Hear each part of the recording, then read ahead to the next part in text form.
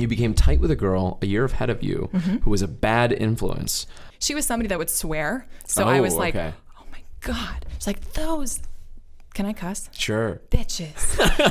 And I'm like, oh my God, you said that. Like, and I still was like, bitches.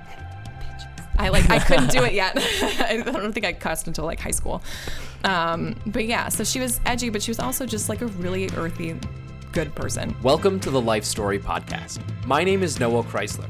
Each week, I talk to a different person about their own personal journey through life, from their earliest memories to where they're currently at today.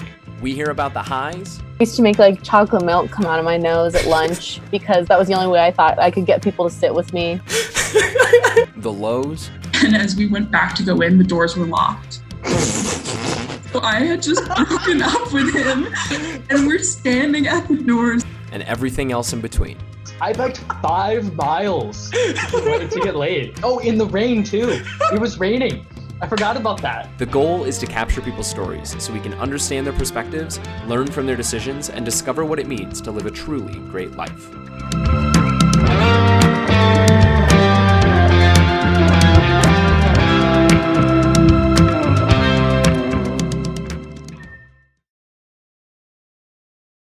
Hey guys, what's up? Welcome to LifeStory, the LifeStory podcast. My name is Noah Chrysler, and I'm here today with Meredith Lippman. Meredith, say hi. Hey. Cool. On this show, I sit down with people, usually strangers, and I try to hear and understand their life stories in about 90 minutes. And yeah, we've only had a couple strangers on the show. Meredith is, in fact, not a stranger. Meredith, we met in college. We did. We particularly met when we did Nick Kinney's experimental film. Like, it was a student film, and Nick brought us into this like studio, and it was a green screen studio, and we were married. We were married in this weird fever dream movie, and we like ripped apart a ham. And did you kill me or something? I don't even remember. We rubbed ham on each other's faces. Exactly. It was a really great way to get to know each other. You really break the ice. We had a mannequin child, I remember, and it was the trippiest. And I never saw the film. Did you ever see the final product? I did, yeah. Was it fun? Was it good? It was. If Nick Kinney's watching it, it was great. It was great. It was interesting. Yeah, I've always wanted to see it, but I didn't. Anyway, cool. So Meredith and I went to school in Rochester, New York. Now Meredith is originally from Kenesaw, Georgia, correct? And you now work and teach preschool in Georgia. I moved to Atlanta, different story, but you grew up here. Cool. Can you explain for the people at home what you do? Yeah. So I'm a teacher of the deaf now. I went to school for interpreting, and I've always loved kids. So yeah, I teach preschool, 3, 4, and 5-year-olds. Over in Clarkston, which is just east of Atlanta. Cool. Yeah. That sounds awesome. Deaf 3 and 4-year-olds, like, wow. Yep. Cool. That's got to be a crazy challenge to try to communicate sign to them and like get them to understand it. Is that, I don't know. You know, I've been studying sign for 10 years. It's different, you know, obviously with young kids, I can see where the challenge would be. It's, I don't know, they're an easy audience, I guess. Yeah. But I've always connected with kids, hearing and now deaf too. So I guess having experience with hearing kids have, you know, the kind of same vocabulary, you know, like saying 2 and 3 word sentences or whatever. So with deaf kids, it's the same. So knowing the language and then working with them, kind of just got used to it. Cool. Yeah. Okay. So yeah. So they only know a couple words when they like come into your classroom, and is that kind of like a big part of what you do is to kind of teach them sign early fundamentals and that sort of thing? Oh yeah. The important period of language, the critical period of language is 0 to 3 years old. So I'm getting them right there. So it's really important that we build a foundation for them in ASL. That's crucial. So it's a lot of pressure on my part, but I love these kids, and I love working with language with them and making it fun and exciting. Cool. Yeah. You've also mentioned that you have to, since like the pandemic's going on, the end of the world is happening. You said you've had to do remote teaching, and what is that like? Because that's got to be a miserable nightmare, right? Yeah. So I'm remote teaching preschool kids. And it's my first year of teaching, so that's fun. Baptism by fire, I'd say. So we had the option to stay at home and then go in 2 days a week, but I decided, you know, I'm with a couple of the other teachers, going in every day. So I'm at the school every day, 5 days a week. I have a dual monitor system.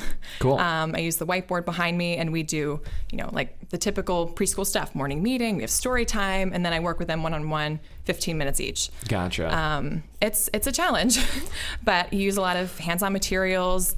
I tell my friends, it's like my life is Blue's Clues every day right now. That's, you're super peppy, you're just like energetic and lots of colors. That is my everyday now. Yeah. Wow. And all of your students are deaf. All of them. So that, I feel like, presents a unique challenge to try to get someone to pay attention without auditory things. Like, whew. Yeah. Man, I do not envy you. That sounds really, really, really hard. Well, cool. Okay, great. So we are going to go. I've had you fill out this form, and you've divided your life into 5 sections and then listed out some experiences from each section. We're going to go through them, and I'm going to grill you, ask you questions about each one, and have you explain it to me, all right? Okay. Here we go. Cool. Chapter 1 is called Elementary School and Trying to Fit In. You were born and raised in Kenesaw, Georgia. You had a family of 5. Dad is a doctor. Mother is a stay-at-home mom. Older sister who's now a nurse, and a younger brother who's finishing up college. Awesome. So tell me about that. What are your parents like? Yeah, so like I said, my dad's a doctor. We moved here when I was born. He worked downtown in a hospital. Which one? Because now I'm from here now. Piedmont. Gotcha. Yeah. the big one downtown. Gotcha. So that's the story there. My mom stayed home with us like throughout her childhood, and now works with my dad in his business. My older sister, she's a nurse up in Philly, loves it, and she's engaged to a really great guy, Matt. And then my younger brother, he's actually at RIT too. Oh, cool. That's awesome. So that's exciting. Yeah. Cool. All right. So what was home like? This says that you had strict, high expectations and upbringing. What was that like? That sounds awful in a way. I mean, it's what I knew. I mean, so it's not necessarily awful. It's just we had no nonsense rules in the household. My mom is Catholic, so that presents its own kind of strict upbringing. My dad was Jewish, so I'm a cashew. Just kidding. So I grew up in a religious household. We practiced Catholicism, went to church every Sunday, and I went to Christian private school all the way up until 8th grade. So that, again, the kind of strict, regimented, we still had fun, obviously, but no nonsense is probably the best way to describe it. No, I can imagine. Yeah. Okay, cool.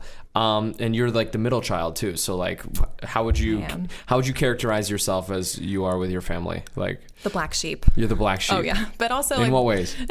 I am so different. I'm right-brained, and all of them are completely analytical. Like my sister's a nurse, my dad's a doctor, my mom was in advertising, so I guess that's creative, but she's very analytical too. Brother's in business, and he's really good at math and science. I am on the total opposite ends of the spectrum. Like I love languages, dance, theater, singing, like that was all what I like to do. So just totally different from what they like to do. Yeah, that's crazy to me. That's crazy to me because I mean, I don't know. I remember you in like RIT players and all of that sort of thing, and that's crazy to hear that your family is all left brain, analytical, high expectations, strict people. That's hilarious. Okay, I mean, not hilarious. It's interesting. So funny. You were always the sweet-natured child. You loved having friends to be with, and you felt happiest being around people. Cool. You loved chatting up strangers as a young child, and you could make friends with anyone. Awesome. Tell me about that. Do you have any stories, things that you remember from chatting up your parents' friends that were strangers? I mean, I would talk to everybody I would sit next to on the airplane. My parents, so we had a family of 5. Usually the big row in an airplane could be up to 4 people. My parents knew 5, 6, 7, young child. They're like, we'll put Meredith somewhere else. She'll be fine. Wing it. It'll be cool. And lo and behold, I just remember this as a child. They would be a couple rows behind me, and then they would come up, and I would be chatting up this woman, or some guy, and we were drawing together or something, and they were like, "That's Meredith. Okay, let's go. Nice to meet you." It just, I don't know. It always came easy to me, I guess. Cool. Yeah. Yeah, that's tough. That's. I wish. I mean, I feel like I like talking to people, but I definitely feel like I stumble over my own self and mess things up. To hear that it came easy, that sounds great. Sweet but distracted. You weren't the best with focus and attention. Tell me about that. Yeah, so that's that line. It's kind of made me laugh now. I looked back. So as an educator in our program in grad school, one of my professors said, you should, I encourage you all to see if your report cards are still on file at the schools that you went to. Wow. And they saved them, just so you know, for a long time. I think up to 10 years. Oh, yeah. So you could send an email over to the registrar or whoever, and they'll pull your file and send it to you. I know. So that's super creepy. Okay. It's wild. So, of course, I was interested now that I'm becoming a teacher at the time.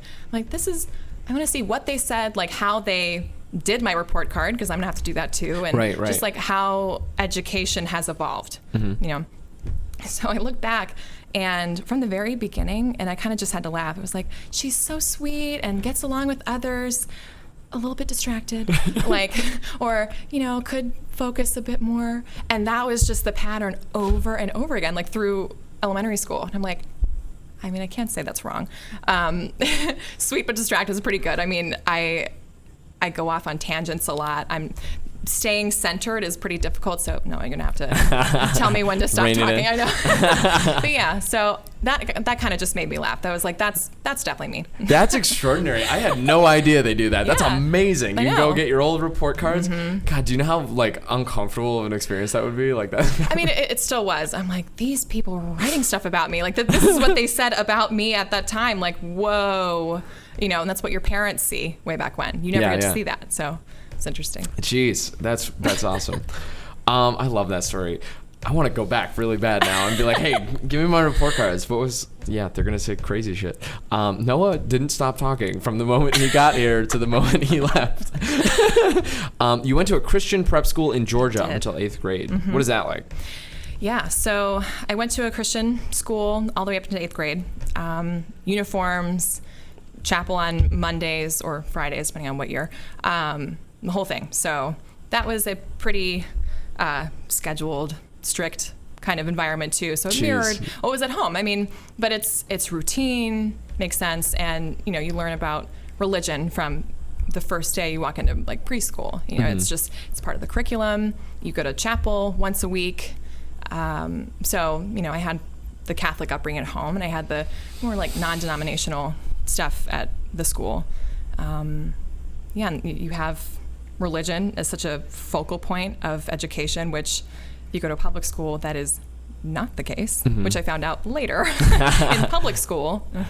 But yeah, it was a great, I'm really glad I don't regret going to a Christian private school. It definitely, laid a really nice foundation for me and set high expectations for education. So I don't regret it. I think, and we'll probably get into it later, but once I left that school, I realized how much of a bubble that was. Mm-hmm. It wasn't reality. You're around like-minded people all day, every day. All of them Christian, all of them similar, probably socioeconomic status, because they can afford this private school. Right. Yeah, and the uniforms and everything, it's a certain kind of person that goes there, pretty much. So once I went to public school, I'm like, oh my God, where am I? Who are these people? They're so different from me. Yeah. Am I okay? It totally different experience. But great school experience otherwise. Cool. And you went to public school around here, right? So I can imagine it was where I went to public school, it wasn't very diverse. It was kind of what you're describing before. You mentioned going to public school, right. Where it was kind of this higher class neighborhood, and everybody had there was, I don't know, I remember this one girl had I came to her Sweet 16 and she got a Mercedes. It was a brand new Mercedes for her Sweet 16. What? Exactly, yeah. Oh That's the school that I went to.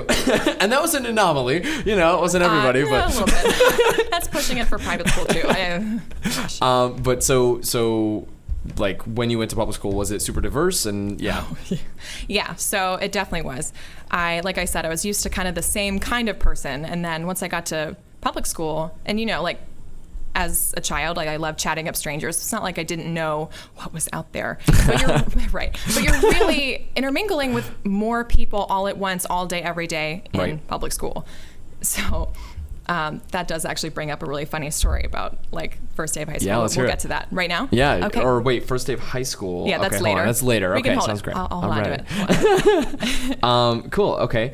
You never felt all that connected to Catholicism, but you were made to go with mom until you moved out for college. Mm-hmm. Yeah, that sounds difficult. Did you ever like fight with her and that sort of thing, or not? No. So much. I didn't really fight with her about it, and especially once it got to junior or senior year of high school, I went less just because of sports. I think that's kind of a common pattern with people in high school too. It's just you got to have a lot going on. It really didn't bother me as much. I just knew that I don't know, like this doesn't really move me in any way. Like it's moving the people to stand, kneel, sit, kneel, stand. Like I don't feel a connection here. Yeah. Yeah. This says that you were the weird girl in class, and you wanted to be popular.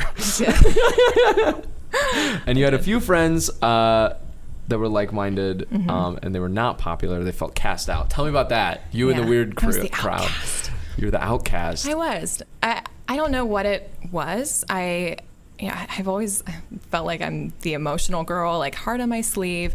I have a lot of feelings. And maybe it was just that the popular girls kind of just, they weren't airheads. I don't know what the right word is, but just, I was like wanting to talk about things. Yeah. And they're like, no, like, we do gymnastics. We don't do soccer. Like, okay. oh, The gosh. popular girls did gymnastics. Yeah. They were talking It about just- backflips and Yeah, and I'm handsprings. just like, no, like let's talk about something else. I don't know.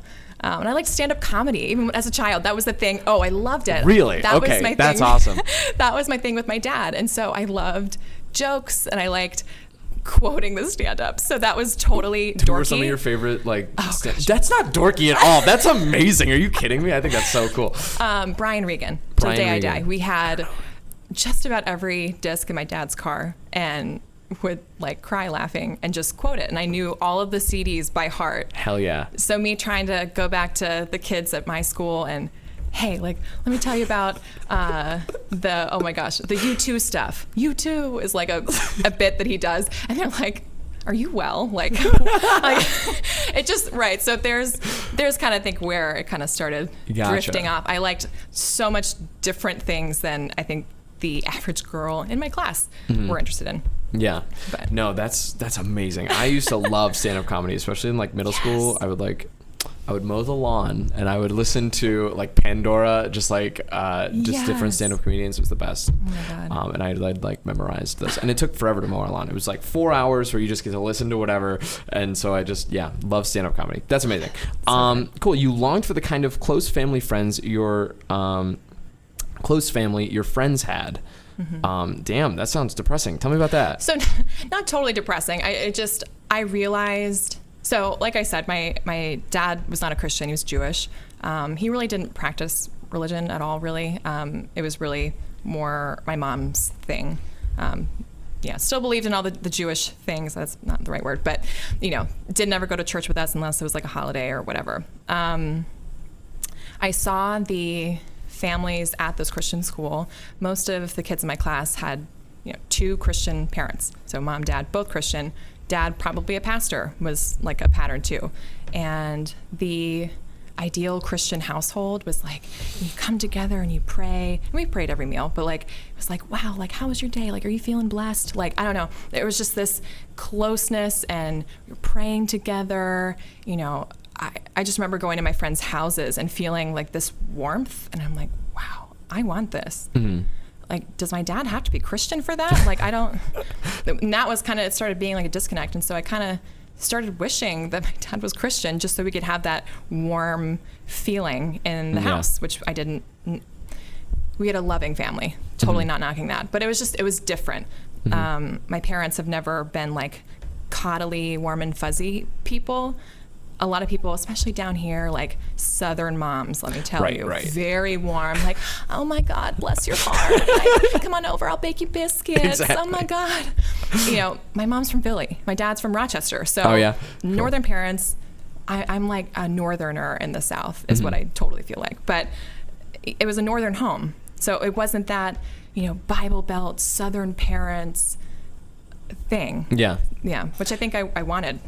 Yeah. No, that sounds really hard. I definitely have felt like that too since coming here, where it's like, cool, like I am definitely out of water a little bit, and like, yeah, it's. I mean, I don't know, where I feel like people weren't super cold in New York, but like it's not. It's very different down here. Where if you meet the right person, they're always like, oh hey, like come on. Yeah. Cool. You started liking boys, and you had cooties/boy craze phase. Cool. Do you remember your first crush? Yes. Oh my gosh. Tell me about your first crush. And tell me all the amazing things about him. Oh man. Well, like I said, this is what made me like kind of the odd one. Like, I was tall from a very young age. Yeah. So I was taller than all of the boys. All of them. So you had the class picture, and I remember just kind of like feeling a little dead inside. You had boy, girl, Meredith. It just... That's amazing. And you just kind of feel like the lanky, awkward one already. Yeah. You're setting yourself up to kind of fail. And like at that age, it's normal to kind of like, ooh, I like boys. I have cooties. But I would like hit him with a poem or something because I'm emotional and crazy. And yeah, so I remember one of the first boys I had a crush on, I like slipped him a note in his cubby. Yes. Because elementary school. Didn't hear back. Yeah. I think he probably what was just the laughed note? about Do it. you like me? Yes, no. One of those, or like? Probably something like that. But it had like a rhyming yes thing in there. Hell yeah. Yeah, I don't remember what the poem was. Apparently, it wasn't very good. Yeah, no. I saw like the boy-girl stuff happening. They're like flirting, ha ha ha. Ooh, did we just touch hands? Oh my God. Christian school. So like, oh my God. I made eye contact. Shoot. Ah. And that wasn't a thing. And so I just kind of watched this happening. I'm like, how do I get in there? What do I do? Like, okay, like game plan, poem, check, cubby, check. Stops there. Okay. All right. Let's figure this out. So I did kind of feel like the odd one out because boys didn't like me yet. Yet. Yeah. So cool. Oh man, that's so funny. The poem note is my favorite. Cool. You played soccer. You loved theater and singing and dancing too.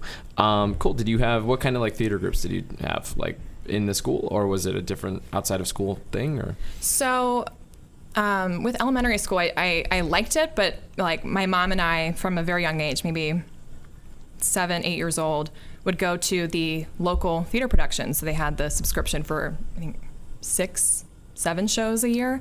We always got it. We started going to shows. I'm like, I love this. This is so awesome.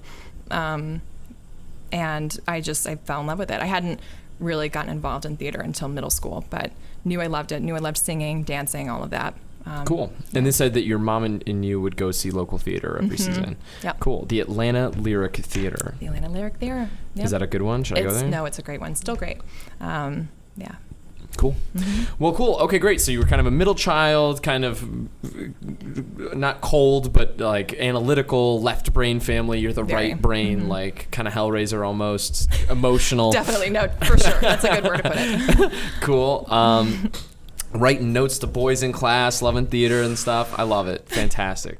This episode of Life Story with Noah Chrysler is sponsored by Modern Estate Planning. Guys, here's a hard truth. Every one of you will die someday. When that happens, sometimes people leave behind a ton of problems for their friends and family to solve. After funeral costs, some people die poorer than the day they were born. And worse yet, if you don't have a will or you have a bad will, your family members can end up battling in court over the things you leave behind. They'll have to pay a ton of lawyer fees, and usually when the process is all over, they'll all end up hating each other and never speaking to each other ever again.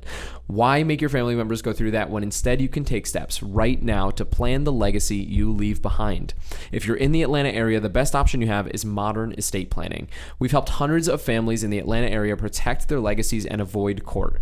If you live in the Atlanta area and you don't have an estate plan, or you have estate planning questions, give us a call at 404-620-3793. That's 404-620-3793. Okay, great. Chapter 2 is called Middle School and Longing for Connection with Others. Whew, drama. Here we go. I know. Still in attendance at private Christian school until high school. The same classmates since second grade and a few added every year. Okay, cool. How is that? Like growing up with that tight squad? Is that? It had its perks, and I think it'd also be nice if I had a big class, because I think we started off maybe with 15 kids, and it kind of grew and grew. And once you got to middle school, so in elementary you have 2 teachers usually. So now middle school, we're all sandwiched together, and it's 25 kids or something like that. And knowing all of them, you knew everything about them. So I think that almost made it worse. There was nothing left to the imagination. Yeah. So the weird girl in 4th grade is for sure still weird in 6th grade. Was that you? Were you the weird girl or not? Oh no, I was just throwing it out there. I Gotcha. don't know. Okay. But yeah, so it would be nice to be at a different school where you don't know as many people. Like public, you have so many people, so it's not as big of a worry. Right, that people right. know your secrets. Yeah. Gotcha. You get like labeled early on. And then for sure. Can't escape. Lots of drama and bullying during 6th to 8th grade. You had 3 friends who were consistent, but at the end of 6th grade, they started hanging out with a group a grade older. Oh, I did. Oh, you did? Yeah. Okay. So tell me what happened. Do you remember the big falling out? The 6th to 8th grade falling out? Right. Here we go. There wasn't a big... Make it sound like this big event, like I mean, I don't know. That's what my sister always had. Like she always had like, oh man, this person said this, and then it just exploded into these nightmare situations. Yeah, I mean, there wasn't this big moment. So I had an older sister, 4 years older than me. So I always, especially around that age, I really wanted to be her. I think that's a normal thing for like an older sibling, especially of the same gender, I think. I was like seeing her clothes and her taste in music and everything. And so I'm like, ooh, I'm gonna hanging out with older people kind of had that appeal. So, and I'll talk about it more later. So that, I guess wasn't as weird to me. So going into 6th grade, had kind of the same group of friends that I did in elementary school. We were the outcasts, and we loved it. We were like, this is our table at lunch. Look at those popular girls sitting over there with their tight skirts and stuff. Like, they weren't tight. They were like, anyway. But it just, I don't know where that comes from, why it happens. And looking back, I'm like, oh gosh, I could have just chilled out a little bit. Yeah. Like I was a lot. I don't know. So there was a lot of bullying, and that's normal. I feel like in middle school, there's a lot of changes. You're going through puberty, like, ugh, gross. Like it just, there's a lot of stuff going on. Feelings, acne, my hair is like this. I don't know what makeup is yet. So it's kind of like all over the place. I was a ratchet mess.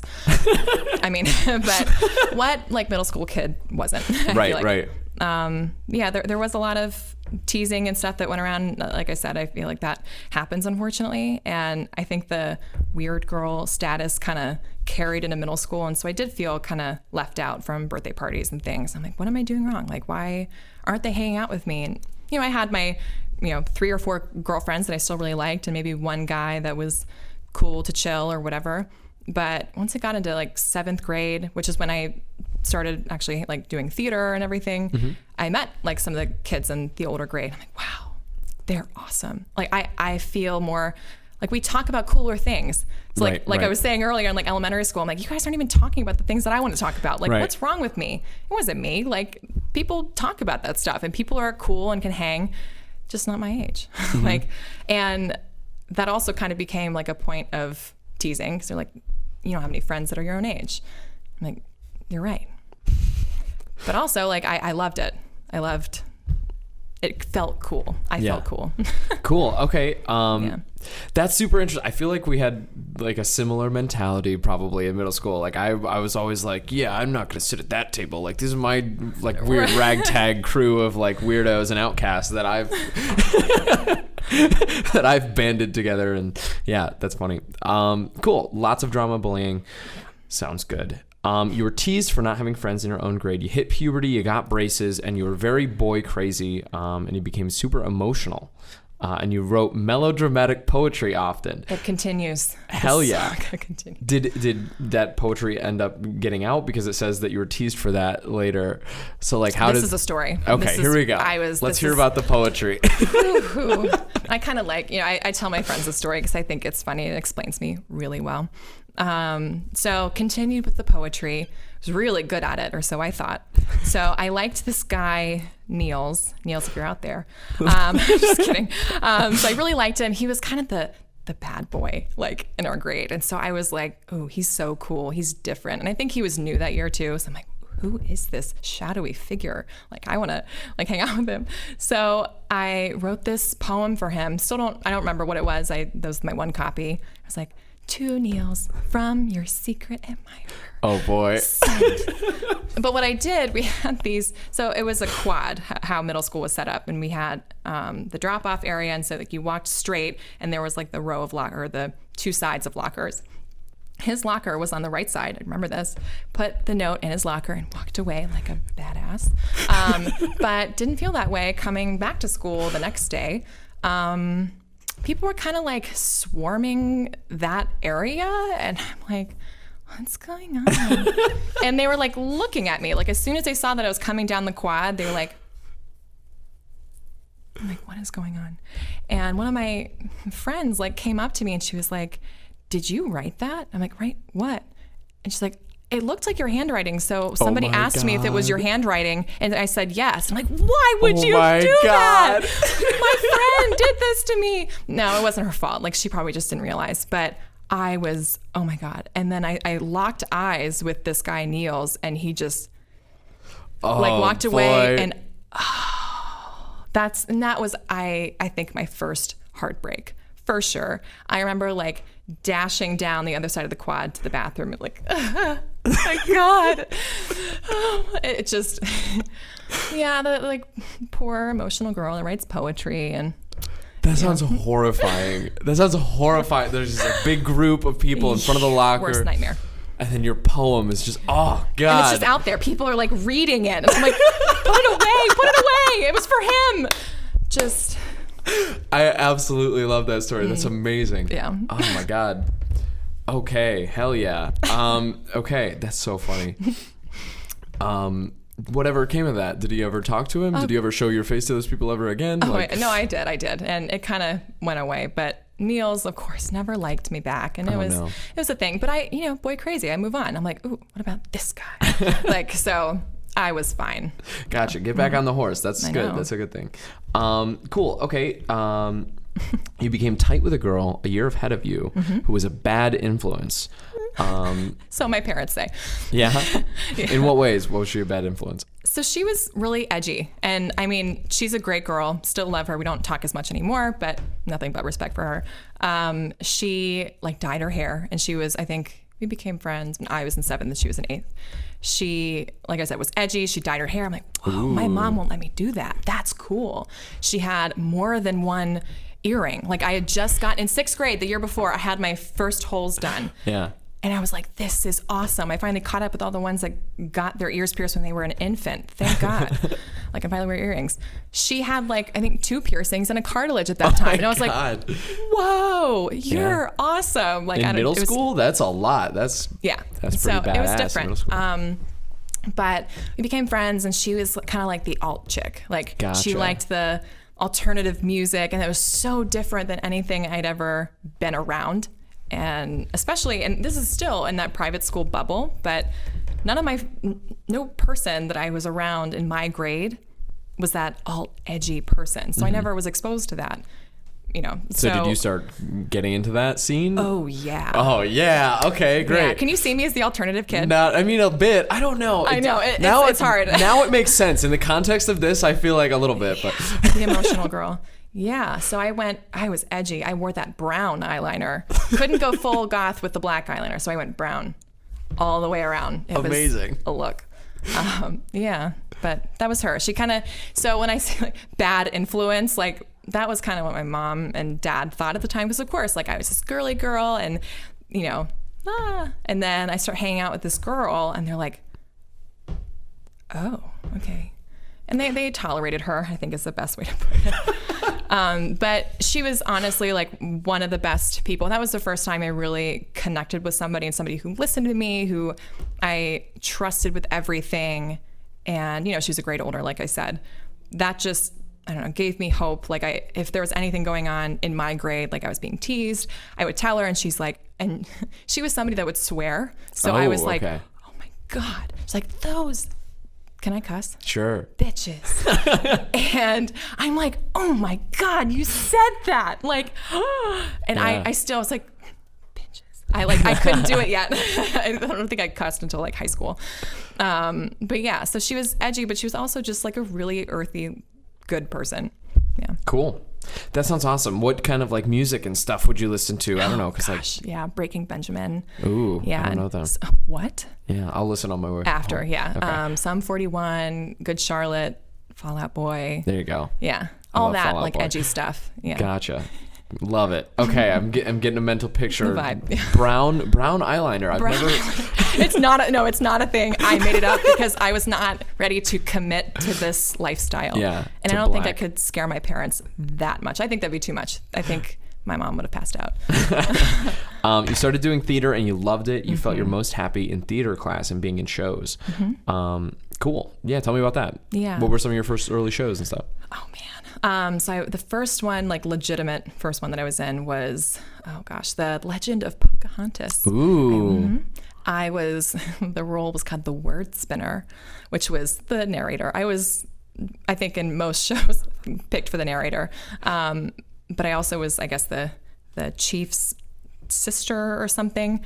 And most of the like lead characters with me were a grade older. So I'm like, this is awesome. We have this like vibe. But I felt that the theater environment was so accepting, even from that young age. And I loved it. And they were maybe not as emotional. I don't know, but you can like vibe with these people. Whereas Right. like maybe stuck up other people might be like, theater, oh God. Like these were my people. I felt so comfortable and accepted, and my theater teacher was amazing. I felt home, which was great. Yeah. That's awesome. Yeah, I was a theater kid too. It's a special breed. It's like yeah, I'm the weird one, and now I'm surrounded by other weird people, and it's great. And like, yeah, and then there's this, but then it makes you weirder, and that's not super, and you look back and you're like, oh, kind of cringy, do you feel that way, or is that just me? I don't know. Me too. Yeah. So at the time it's like, man, I was really happy to meet and vibe with that group of people, but in hindsight it's like, man, maybe I went a little too far into that. I don't know. Anyway, cool. So you had your first two boyfriends at the end of middle school. What do you remember about that? Oh, yeah. Gosh. Oh, and the other play I forgot to say just before we go into that was The Wizard of Oz. And were you Dorothy? Guess what role I was. It was not wizard. Dorothy. I wanted it. Oh. Not the wizard. The narrator. Right. Think tall. Auntie M or whatever. The Tin Man.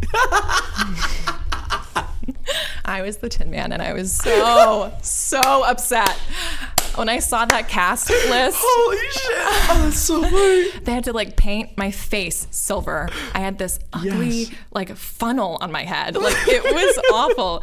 And I remember like going back into the like room that we had, she announced it like right away. I'm like, why? Why would you do this to me?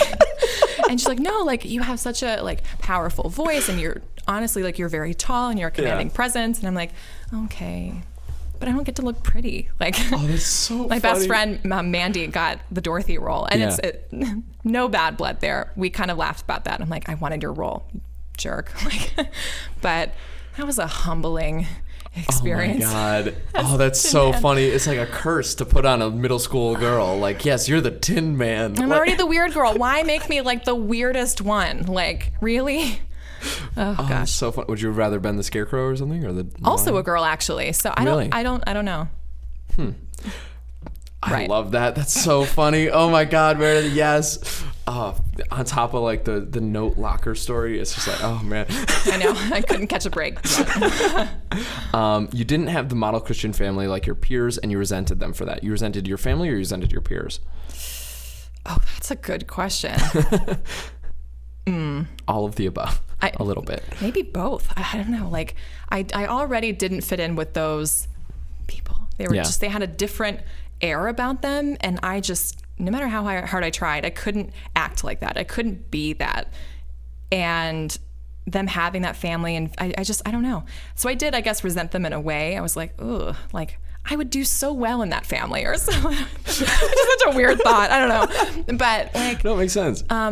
And like I said, not that like my family wasn't close. We weren't warm and fuzzy like that. So seeing and experiencing, like going to their houses, like for a sleepover or something, that warm and fuzzy feeling, I'm like, whoa, you guys do that? You guys like, I don't know, like that was just different. So I guess I did kind of resent them and my parents a little bit. Yeah. No, that sounds really like a mind fuck. Like, yeah, I want to be in your family, not mine. That's crazy. Or not crazy, but that's super interesting.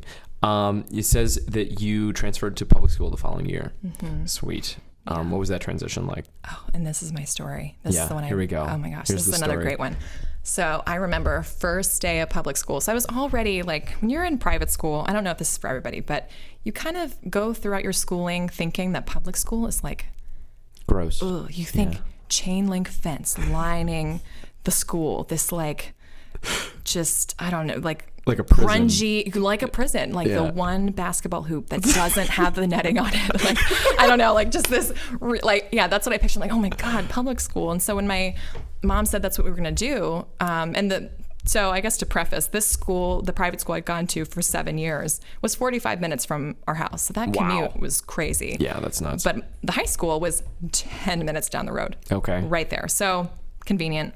So first day, I remember like I was excited and nervous. I went into my world history class. I sat down and I had my pencil and I put it right here. I had my pen and I put it right here. And I just folded my hands on my desk like this, just like the good Christian private prep school girl that I was. Oh boy. I remember, and like people were starting to like file in. I'm kind of like looking around. I'm like, oh, okay, this isn't so bad. Like I'm okay. And this guy who's kind of like, he's got like the pants down to here. He's got like, I don't know, like just totally different kind of person than I've ever seen. His feet were already on the desk, like in front of him. And he was like, yeah, man, fuck this shit. And I'm like, Oh my God. In high school? Yes. Okay, you're in high school. Oh yeah, this is also. high school Okay. now. Yeah. Okay, gotcha. Yeah, okay, that makes sense. Yeah. I was like, I'm in hell. Like, no, I remember thinking that. I'm like, you can't say that. The teacher's right there. Like, what are you saying? And I just, that first couple of months in public school was transitional. That's so funny. Just that first day just makes me laugh because I'm like, man, I changed in public school. I chilled out, but I'm like, the pens and pencil just like lining up and my hands folded. Just I look back and like, Oh boy. I'm so naive. so naive. I didn't even know. Cool. Yeah. Was like the quality of the education comparable, or was it? I mean, did you just? I don't know. Where was the school district? Was it like? So it's in Cobb County. Okay. Gotcha. Yep. I don't know much about Cobb County. Is that like a great district, or was it like okay? I think so. Okay. Yeah, actually, I think compared to most counties, I don't want to like badmouth other counties, but like I knew like it had like a great theater program, had a great called magnet program. So the smart kids, like the AP kids. There you go. You had a whole magnet program, so you could be smart and in like honors and APs, but then you had magnet, which was like super smart, really smart people that went to like Gotcha. tech and Really? Harvard. Oh, I'm so That's serious. awesome. Yeah. Cool. So the quality of education, I think, I'd say it was pretty good. There was just such a different, religion was not the focal point of learning anymore. And I mean, there were Christians that went to that school, but it was not, it was different. I don't know. Yeah. Yeah. Cool. That brings us to the next chapter, which is called High School. You're not in your bubble anymore. Love that title. That's great. Cool. There was a huge culture shock being at public school after only Christian/private school. The first day you felt like you were in your own personal hell. There was swearing in class. People disrespected the teacher and non-uniform clothing. Is that a shock when like kids aren't wearing uniforms? It was. No, Yeah. I'm so serious. Like for a free dress day in the Christian school that I went to, it was, I mean, really just like the school t-shirt and khakis or khaki skirt. And I think maybe we had one or two like days where we were like in civilian clothing, but God. it was uniforms all day, every day. So it was so different. I'm like, I can choose what I want to wear. Like, are you serious? Different. And I saw just how differently people dressed my age. You know, you had some people that were very confident. Yep. You know what I mean? And could get away with it. You know, we still had dress code. Yeah. And then you had me with like the cardigan on my shoulders with the like cute sundress that I kept my cardigan on. Like, like it, I was still in that bubble for myself, and slowly it was starting to like pop like through freshman year. Gotcha. You didn't quite realize how much of a protected little bubble you were in. And then all those years before, until you left it for such a diverse environment like public school. Makes sense. I had a small group of friends, but kept to myself mostly fall of freshman year. Okay, yeah. So how'd you make your small group of friends? Just like, I think just in classes. I did like a little, they have these field trips that you can go on right before, I think it was Main Link or something. I don't know. Some group that, hey, like, do you want to go on a trip with people like before you head into school? And it was, oh, cool. Yeah, it was like freshmen. Like they had a group of people that went, it was like a core group of students that would go with these freshmen that elected to be a part of it. So I went on a little field trip just before high school started. So I made like 2 really like core girlfriends, and they knew a lot of people because they had gone to school like just down the street, and like it was easy. So I met people through them really, and that was nice. Sweet. I love that. That's awesome. Spring of freshman year held massive life events. Yeah. Are they listed here, or are you going to tell me these massive life events? Oh, I can tell you. Here we go. It was a season of change. Well, okay, so that I met someone who introduced me to the captain of the color guard. I'd never done color guard. I'd always wanted to dance more, and I was like, color guard, like the flag girls, like what do you even do with them? Like I watched like the halftime shows, and I'm like, what are they even doing? Like that looks interesting. So when I tried out, it just like it made sense. I was excited, and I dove right in. So that was. And I did color guard throughout high school, and still, I did 1 season in college. Like I loved it. And I met some of my best friends doing color guard. So that was, cool. I mean, totally changed. That's like flag twirling, throw it in the air. You can do all those cool fancy tricks. Oh, yeah. And with weapons too. With weapons. What kind of weapons? Like the rifle, right? They're not loaded. Oh, okay. It's like a wooden rifle and a metal saber, like a sword. You can throw a sword in the air and catch the sword? Yeah. That's really cool. I wish I could do that. I had no idea. That's awesome. No, it's fun. So going back to like how good our school is, like we were competitive nationally. So we had our, in-state competitions, and that was kind of the precursor. And then once every other year, we had the Grand Nationals season. And we would go out to, do you know football? Decently, no, the Colts and yeah. Okay, so the Colts stadium, like that's where we did our national competition, which was awesome. Lucas Oil. So that was neat. You experience so much, and it's this totally different element of performing. It's not just like a theater where everyone's right here. You have to like pick yourself up in such a different way. And yeah, I loved it, and I met some really great people doing it. Yeah. Cool. So. Awesome. Does that, it's got to teach you like discipline and stuff, and like learning. It's almost like choreography though, right? So absolutely. Cool. Yeah. It's dance choreography on a football field. And then in the winter we do like indoor dance. Cool. You made friends with a group of older kids that you got close with, and once they graduated junior and senior year, it became much less safe for you. Tell me about that. Yeah. So it was kind of wild how it mirrored my middle school experience, because once my 8th grade friends, who I had just became so like tight with when I was in 7th grade, I loved it. That was my personal bubble. And then off they went to high school, and I'm like, crap. They're in a different building than me. Yeah. Right. And I still like hung out with them, but we didn't have, the same like bell schedule. Like it was totally different. Of course, they're doing high school things, and I'm still in middle school. Like it was just hard. And so we didn't like see each other quite as much. Same thing with high school. Like as soon as those, the captain of my color guard, she was a senior when I was a freshman, so she was gone. And then, her friends that I really became tight with, they graduated like the following year and whatever. So that once they were gone, I was a junior. I kind of felt like, okay, I made friends with those people, but I didn't really spend a lot of time with people my age. Yeah. Shoot. And I did. There were like a couple of friends that were my age, but not to the extent like the depth of a friendship core group. Right. As I was with the older kids. Right. And it kind of matures you too. I'm not like tooting my own horn. Like I was so mature. But it was different. Like you're hanging out with older people, and then you try to go to people your age and younger, which is now what it is. With them all graduated. I'm like, I have nothing in common with any of you.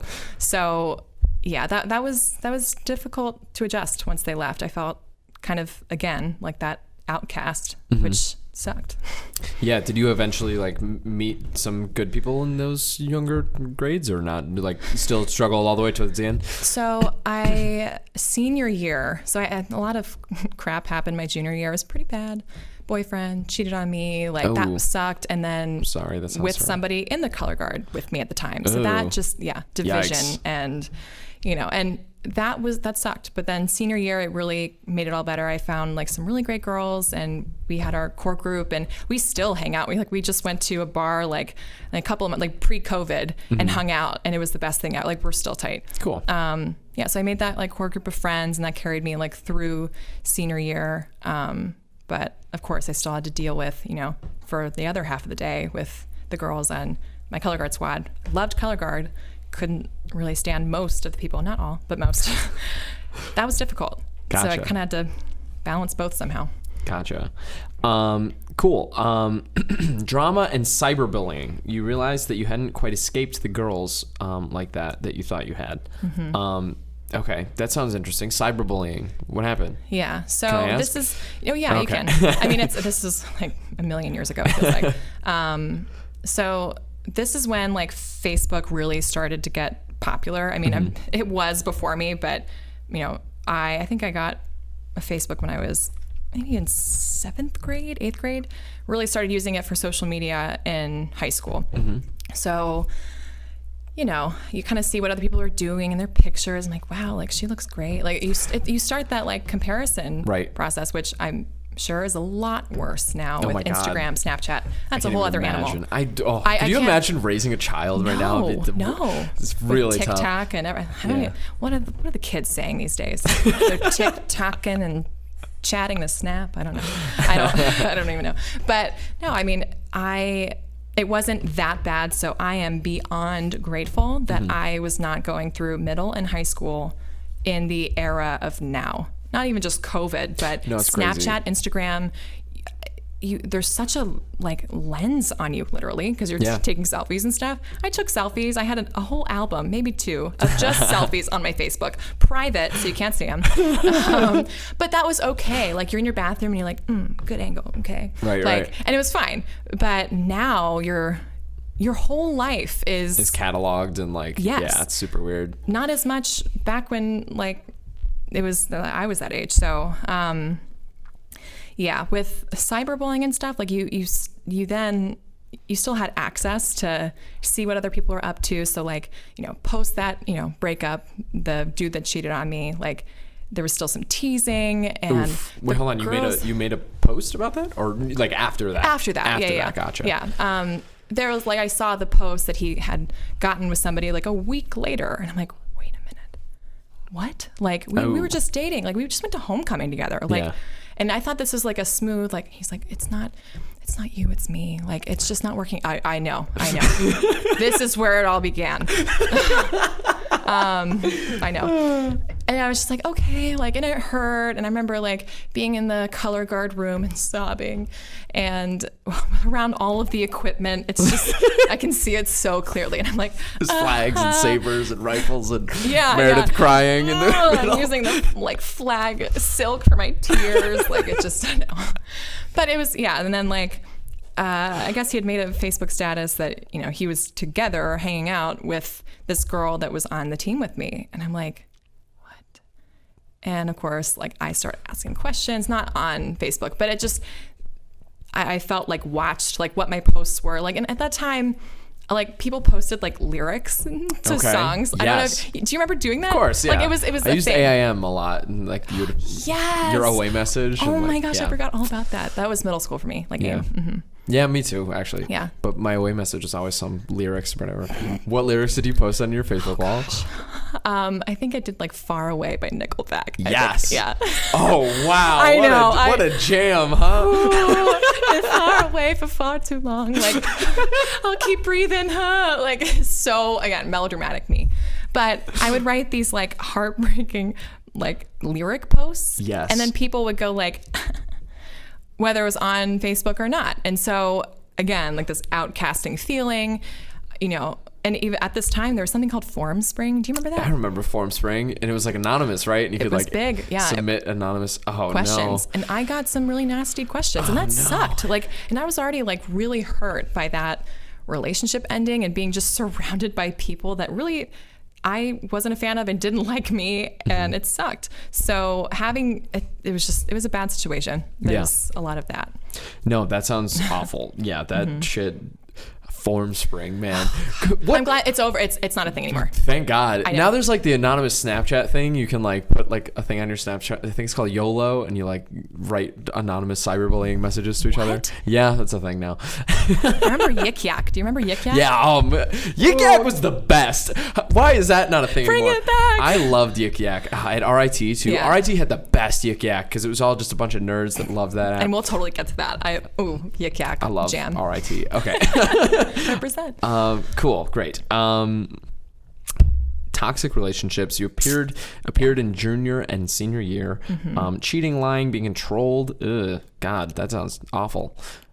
Yep. Cool. We already kind of touched on that. Do you want to? So that, first relationship, like being cheated on, and then like having girls just be nasty to you. I mean, I started clinging to my older friends who were outside of school from me. Like in college and stuff? I think like one or two were in college, like the ones that had graduated high school. So yeah, I'm like, I don't know what to do. And they're like, screw them. Like, that's bullshit. Like, don't like let them do that. Like, I was such a doormat because I'm just, all I wanted to do was be liked. And I was just like cheated on. Why isn't anybody like on my side here? I didn't do anything. Right. Like it felt like I couldn't do anything right. So I had no one my age again. And so I went for my older friends and talked it out and had adult discussions about this BS happening. Senior year, I had another relationship, and all the other ones had lasted 3 months or under, like very brief, not very long. And so by the time I hit 4 months with this guy, I'm like, we are getting married. It's forever. Oh, no. Forever and ever, amen. Like, and he was like, yeah, that sounds great. Yeah, and he was like he had gone to a Christian school. Like okay. Yeah, we had very, very similar upbringings. So I identified with that. That's something we like definitely bonded over. But I think with that relationship, it got very controlling very fast. Yeah, yikes. And you don't know that at 18. You think it's somebody caring for you. What type of controlling things would he do? Like, hey, So, where are like, you going? And like, let me know. And not wanting me to go out with my girlfriends. He's like, Yeah. are there gonna be any guys there? I'm like, I'm 18. I'm not going to a bar. Like, he's like, I don't want people looking at you. I'm like, what? He even, oh my God, this is my favorite story it's of wild. like, yeah, I mean, he's out there somewhere with a girlfriend. So like, it's fine. Like things are good. Yeah. We don't talk anymore, but. Your favorite story. Here we go. Yeah. So I remember I was like getting ready to get in my car and go up the street to his house. I'm like, hey, like, what are we doing today? He's like, I think we're going on a walk or a hike. I'm like, great. Like, let me grab my sneakers and I'll be there shortly. And he texted, what was that?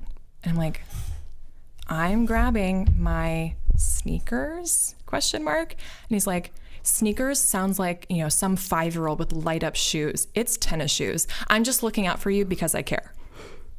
You're not allowed to say sneakers? What the fuck? And I'm like starting to like assess. I like literally asked my mom. I didn't tell her like what the context was. Yeah. But I'm like, sneakers? Is that a weird? She's like, no. Like, why? People say sneakers, yeah. Well, now years later, I'm like, fuck that guy. Like, Yeah. what? Yeah, but little things, he would like control the things I said and like, I'm looking out for you. And even, I know, it was don't want bad. that. It was bad. Although I feel like that's some shitty stuff I would say in high school. Maybe not like really double down and commit on it and be like, yeah, like, duh, like only cool people say. Maybe, I don't know. I was weird in high school and kind of, I don't know. We bond over that, I think. The weirdness and just our life. We turn out fine. That sounds crazy though. He wouldn't let you say sneakers. What a weirdo. No. Yeah. Cool. You took ASL in high school I and did. you fell in love. You found your passion sophomore year, encouraged to become an interpreter. Awesome. That's like kind of a non-traditional, was it offered as a language? Or? It was. Oh, Yep. cool. Yep. That's awesome. So it was a language credit. Sorry. I had already taken French. I'd already finished up my language credits. And there was this like option to do ASL. And I thought that was kind of neat. And I had gone to, I think, one ASL club meeting and I thought it was cool. So I'm like, all right, try it. and I loved it. I dove in. It was, I mean, the combination of all that is me, like you have to be big and gestural, like in animated. ASL. Yeah, you have to, because the tone of voice, it's on your face for deaf people. Everything like from anger to like happiness is all here. So as a theater kid, I'm like, that's my jam. Yeah. I'm not afraid. And we're like learning all the signs, and she's telling us to make these faces, and people are like, yeah. And I'm like, no, like show them. And I was I took command of the language at the time. So it was fun to learn, and loved my teacher. She's still an interpreter in Georgia. Love her. Thanks, Julie. And she really encouraged me to become an interpreter. She's like, you do really well with this language. Like, I think you could become an interpreter. And she was an interpreter at the time too. Like, oh, what's that mean? So, I started going to more deaf events. Like I went to many deaf church services just to watch and like see like what's going on. Went to a camp, like a summer camp for the deaf. Went just because I'm like, I need more language. I need to see what's up, because once, there's 2 classes that were offered at my school. That was it. Like, what do I do? I'm a junior and I already know what I'm doing with my life. Wow. No, that's amazing. God, I wish I was in that boat. Oh my God, having it all figured out, or not all figured out, but yeah, not totally figured out. But it was a drive to do something, and I had some sense of direction. Cool. It's great. That's awesome. And I love that, your theater background, like you brought that to interpreting, because that's definitely true. One thing I learned at RIT has a massive school for the deaf. I think it's like the largest one in the Northeast, right, or something. So it's one of 2 schools has a school for the deaf. We have a College of the Deaf, and Gallaudet University, which I went to for grad school, is the only deaf university in the country. But that's awesome. Yeah, I didn't know that. But yeah, one thing you learn there is like, hey, it's all about like nonverbal, obviously, communication, right? And so it's like, and you can kind of almost get by just like, I don't know. I had a bunch of deaf friends in the deaf community, although I don't sign at all, which is terrible, and I can barely like spell my name. H. Yeah, okay. That was it. And that's about it. That was bow tie, and Batman. Bow tie, right? Batman. Yeah. Okay. Well. Yeah. No, you were close. I mean, it could be different in different regions, but. And then Gracie's or whatever, right? Oh my gosh. So, I don't know if you know this about sign language. So, obviously there was a group of deaf students that made up this sign at RIT. So there was this cafeteria, for those who don't know, called Grace Watson Hall it was the freshman dining hall. This was exactly what you expect from a freshman dining hall. Very fattening food and, gross. I mean, I thought it was great. I thought it was great too. At 2 Yeah. in the morning. Yeah. I mean, whatever. I think it's just gross because like, you're a freshman and you're a shitty person and you're like, oh, it's disgusting. Probably. It's like, no. So you come up with these name signs for places. So we had like Grace Watson, which, G for Grace, W for Watson. It was Grace Watson, like, which means puke. It's so bad you throw up. Grace Watson. Exactly. So funny, which just hilarious. Yeah. So I knew that one. You knew that one, right? But that's the explanation. Cool. Okay, great. Guys, this episode of Life Story with Noah Chrysler is sponsored by Modern Estate Planning. Guys, here's a hard truth. Every one of you will die someday. When that happens, sometimes people leave behind a ton of problems for their friends and family to solve. After funeral costs, some people die poorer than the day they were born. And worse yet, if you don't have a will or you have a bad will, your family members can end up battling in court over the things you leave behind. They'll have to pay a ton of lawyer fees, and usually when the process is all over, they'll all end up hating each other and never speaking to each other ever again. Why make your family members go through that when instead you can take steps right now to plan the legacy you leave behind? If you're in the Atlanta area, the best option you have is Modern Estate Planning. Modern Estate Planning offers professional modern estate plans for the modern family. We've helped hundreds of families in the Atlanta area protect their legacies and avoid court. If you live in the Atlanta area and you don't have an estate plan, or you have estate planning questions, give us a call at 404-620-3793. That's 404-620-3793. Guys, thank you so much for listening to this episode. This is the mid-roll, so I don't know. I appreciate you listening. If you could share this with somebody, I would genuinely appreciate that. Also, I hope you enjoy the new studio space. It's been a life goal of mine to build a space like this, and I finally am like happy with the way it looks, and I love the equipment that we have, and I love the setup. And it's just, I've been trying to build the space for like 6 months, and like before that, I've been thinking about this space for like probably around 4 to 5 years, and it's just really, I love it, and I want to hear your thoughts. So go ahead and let me know those thoughts. And yeah, shout out to Meredith for coming on. Meredith is awesome, and I hope you enjoy the second half of her life story. Thanks so much for watching. In part 4 of your life, it's called College/Grad School, Questioning My Upbringing Values, Healing Wounds That You Didn't Know You Had. Wow, this is jam-packed, full of experiences. Let's get going. Here we go. You moved to Rochester for RIT to study ASL and interpreting. Yeah, you were one of the very few to leave your home state in the South in general, and you were ready to get the hell out of there at the end of high school. What was going through your brain when you picked RIT? Well, like I said, I wanted to get out. Like that relationship, and I was still in it technically, but just was a dead weight. Like I was controlled, everything I did. I needed to get out. Like I needed something different. There was one university I could have chosen in state, but I'm like, no, I needed it as far away so I can make my own decisions. Not even just from that relationship, but like my parents, like, you know, and I feel like every college student experienced that. Like, I can't wait to go to college so no one can tell me what to do. It's my time. So I picked New York, but I mean, really it was, my dad grew up in Rochester, and RIT had that deaf program. So my grandparents were still there. So it was a really attractive option for me to go. Yeah. Cool. Sweet. Yeah, you said your dad grew up there, and you were visiting your grandparents there. Grandparents were in the same house while you were at RIT. It was nice to have a little Rochester connection. Yeah, cool. Yeah. That sounds great. I never had that. I didn't know anybody in Rochester. You dove into theater now, and the color guard was over, and you had more time. So you got involved with RIT players and stuff? I did. Cool. What was that like early on? Because, I don't know, there was a huge, like, really tight-knit group in there, right? Yeah. And they were so accepting. There was already, obviously, like, you know, you have new people coming in, like, oh, who are these guys? But it was so easy. Everyone was just so kind. I met some of my best friends today. I was so ready, especially like color guard. I loved color guard. I loved performing. But again, the relationships that I made, I had, you know, 1 or 2 that were fine, but not like deep connections, like real, like good friends in the color guard.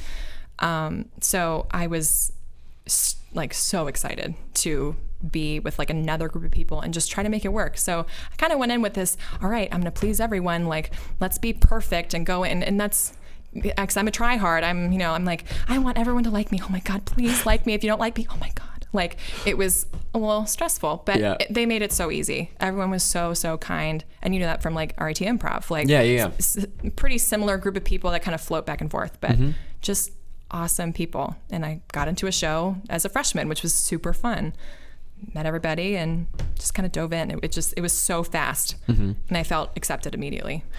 Yeah, I think that was definitely like one thing about like, I feel like RIT is already, I mean, in the larger subset of society, if you go to RIT, like, you're kind of, I don't know, it's like very, very smart kids, but also like very nerdy, dorky engineer kids, right? And then like, so the theater wing of RIT was like already fringe kids on the fringe again. We were all the outcasts, most likely, at our school, except for like 1 or 2 was like, I was Mr. Everything, and I also did theater. I was like, get the fuck out of here. Whatever. There's a couple of those kids. Right. I'm like, but I felt home again for the first time in a long time. Yeah. And that was so refreshing. I was away from the people that just knew too much about me. I don't know if you like know what that, I don't know. It was nice to start fresh. Right. That small town feeling where, yeah. Gotcha. Cool. You had a 4-year relationship with another theater kid at RIT starting sophomore year. It was the first healthy relationship you ever had. What was some of the differences between that relationship and your former one? Just feeling accepted. I mean, that was number one, especially coming out of the other relationship. He didn't like that I did theater. There was, brief caveat, which will make sense in this next relationship. I got the lead role in my senior year show. Cool, in high school. What was it? Stoked. It was Pillow Talk. Okay. Rock Hudson and Doris Day. It's a rom-com. I was stoked. I had studied for it. I wanted that role, and it was mine. I was like, yes, as a senior. And, you know, it was a rom-com, so you expect like some kissing. And there was 2 kisses in the show, and like this is 50, so it's like like it's so nothing. It's like ridiculous. Like it's not even, And he's like, you have to talk to the director and take those out. You can't do that. I am so serious. And I kept like trying to explain, I am with you. I am your girlfriend. These 2 guys, they're great, but you're my boyfriend. Yeah. He's like, no, you have to take them out. He didn't go to my show. I broke up with him. I was like, you are ruining the one. He didn't come to the show? Didn't come. You know what he said? I'll never forget this.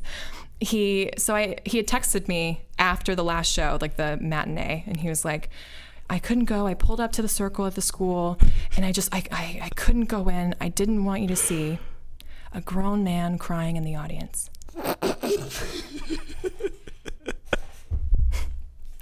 Oh, I love that so much, because you know what that is? I feel like young high school dudes are, when they feel that way, because I was there, you know, and like, I mean, I don't know, I was a high school dude for a little while. And like, you always feel like a victim, right? It's like, oh, like and you have to be like, oh, like, you know, I did it to save you because of my pain. And it's like, no, like actually, in actuality, you're a pussy. Like, fucking go.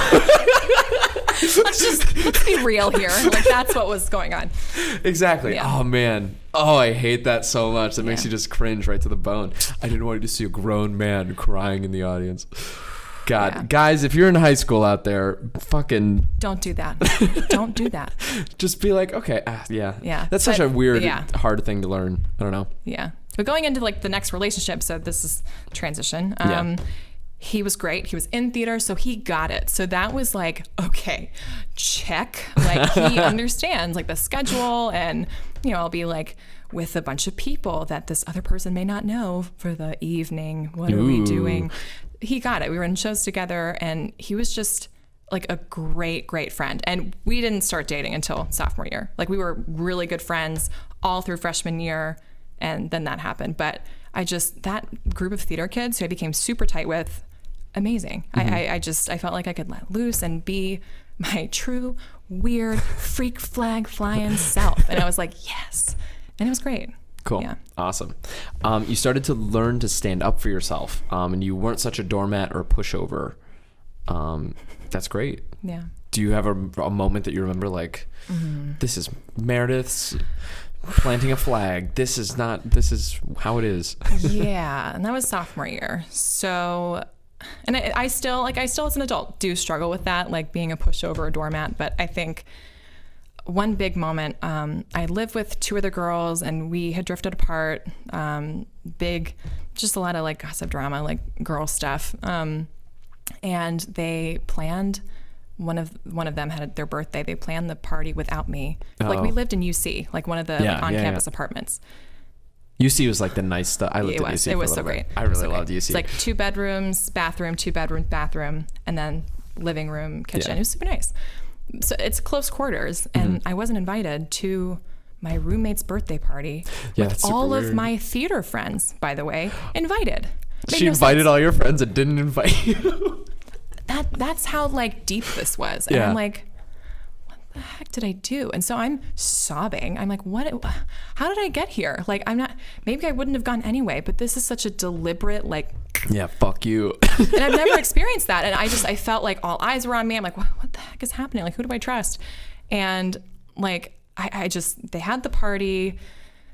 I called campus police at 11 p.m. I don't know what I don't even know if they even showed up. I don't know. But I was like, there is a party going on. Yes. It's probably getting too loud, and there's alcohol. Yes. Go. Holy shit, Meredith. I don't think I've told anybody that. Oh my God. That's no offense. No, I'm not on board with that one. That one, I don't know. I'm sorry. No, I know. I've been to too many parties where it's like, oh fuck, like now. I was so angry, and I'm like, do I regret it? I honestly, at the end of the day, it doesn't matter. But I was so angry. But so the doormat, I mean, it's justified a little bit when it's like, your best friend, and all your other friends. Oh God. But that was like that wasn't like the doormat moments. Like I decided, like after the party, I talked to them like, that hurt my feelings. And they were like, I don't care. I'm like, well, so I started packing up my things that night, called like room and board or whatever they call it, housing. Yeah. And I'm like, I'm out of here. Please put me in a dorm. And so I literally started packing things, didn't tell them. The next morning, I'm like, I'm moving out.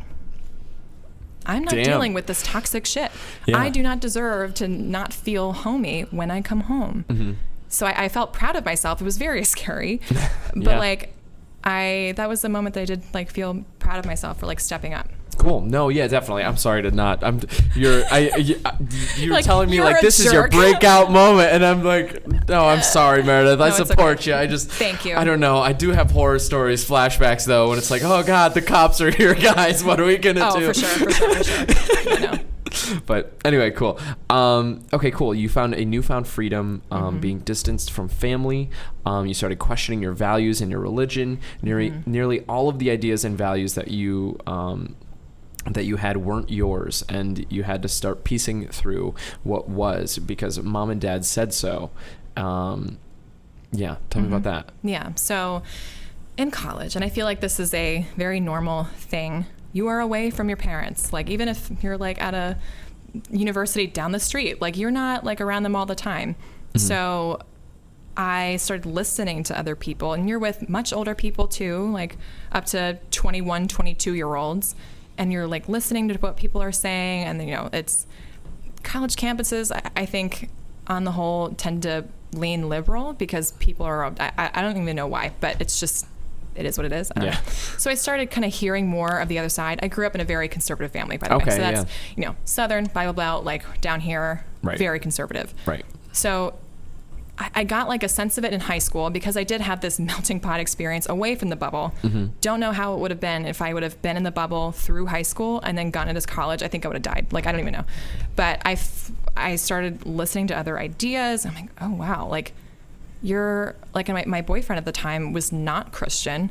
I really wrestled with that. And I'm like, what in the world? And I remember him asking very respectfully, why do you believe in God? And I went, yeah, yikes.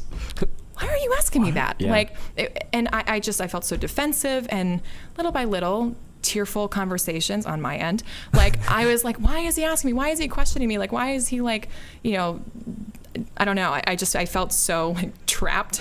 Mm-hmm. And I realized I'm with a very respectful person by my side. Like, hey, I'm not attacking your beliefs. I just want to know why you believe that. I didn't have this parent next to me going, you have to believe that. Right. And so that was the first time I really questioned anything. I went, because my parents said so. Because my teachers at that private school said so. Okay. Yeah, yikes. I have to start looking into Christianity. So that was a big moment. And then it didn't stop there. It's kind of like once you start peeling the onion, there's other like layers that you see. So you just keep going. And I'm like, religion, politics, values, like how I treat other people. It was just, I'm like, oh my God, I've got to make my own decisions now. And I do think that that's a very normal thing for college kids to feel when they go to college, but it really was a good turning point for me. And I'm grateful that I had somebody that cared about me, that was with me to ask those questions and guide me there, I think. Yeah. Cool. Yeah, no, that sounds really tough and like super. I'm glad that you know, came into your own in that way. Body image and health struggles became a massive struggle. Self-esteem was a roller coaster, a lot to do with social media apps booming around the time, Instagram and Snapchat, that sort of thing. Can you tell me a little bit about that? Yeah. So body image is something that not that I didn't experience it as a kid or in high school, but when you're doing color guard, for example, you are in tip-top shape. You are working out essentially because you have the practices and the football games where you perform, and Saturday all days from 9 a.m. to 9 p.m. That was the thing. So you're working out all the time. You have pretty great body. Once you get to college, you have the freshman 30. And that just kind of kept going. And I'm like, what the heck? And I had never like received comments like before about my weight, like from my family, but I started like getting like you would be like so much happier, like if you just lost a couple of pounds. Yikes. And I just like, what? Like, get off my back. Like, what are you doing? Yeah. And that just persisted throughout college. And going back to the boyfriend at the time, I was so grateful because he was like, no, like, you're beautiful. Like, what? Don't listen to that. And like, you go out, you work out, it's fine. Like, we're all drinking beer. Like, it's college. Like, don't worry about that. You look great. And so that was a struggle. And then you touched on it, like the social media. That was huge. So I'm seeing how other people like look at other universities or whatever. And I'm like, oh my God, like, how do I lose this Kraft mac and cheese and garbage plate gut I have? Oh my gosh. Garbage plate was this just unhealthy dish in Garbage plate's the Rochester. best. It's a big styrofoam container with like French fries and then like cheese sauce and like chili and stuff. I don't know. White hot dogs and Yes, hamburger exactly. meat and everything. Yeah. But yeah, it just, I miss Rochester, man. oh gosh, me too. Yeah. Cool. But it was tough. No, but, that makes sense. yeah. Yeah, no, I definitely understand that. I think a lot of people I've talked to struggle with that sort of thing. Mm-hmm. You started to drift further from your parents, your mother especially. You described your relationship as a professional one to others. You had a professional relationship with your mom. Yikes. Just in my family, I think that was, and it goes back to what I kind of was feeling from a young age, and actually like splitting up my life into 5 parts. I kind of realized that like this wasn't just in like college that I figured this out. Like I had kind of, and again, love my family, love them to death.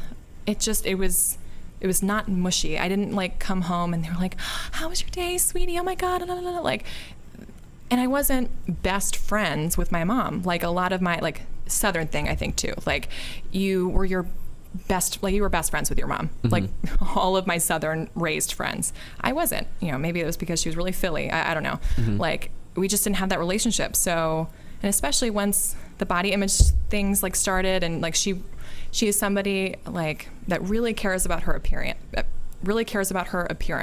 and that's great, but don't put that on me and knock my confidence. And I know that she didn't mean it, but it was just that really like my self-esteem tanked, and I don't think that she realizes like how much that impacted just my everyday feeling like, ooh, but no, when that support system's like not there or like criticizing you, it's like, oh, hey, what do? You feel like you can't go to your mom anymore, and you don't want to because you're like, oh my God, she's just gonna say like, hey, and also I didn't want it. I did start drifting because I called less and talked to her about my life less, and that sucks that you don't like have your mom to talk to during these pivotal life experiences, and definitely. Okay. Mean Girls, drama, gossip, third time's the charm. You realized it might not be a you thing, despite feeling like it was a pattern that followed you. Uh-oh. Yeah. Well, I did kind of touch on it with the whole, like, moving situation and gotcha. Like, I'm out of here. Gotcha. I realized in college, and now, like, I had such a core group of friends that I didn't have growing up. Like, I had friends here and there that I still kept in touch with, but these were friends I just felt like and you're with them all day, every day. It is different than when you're in high school or middle school. Like that's your life. Mm-hmm.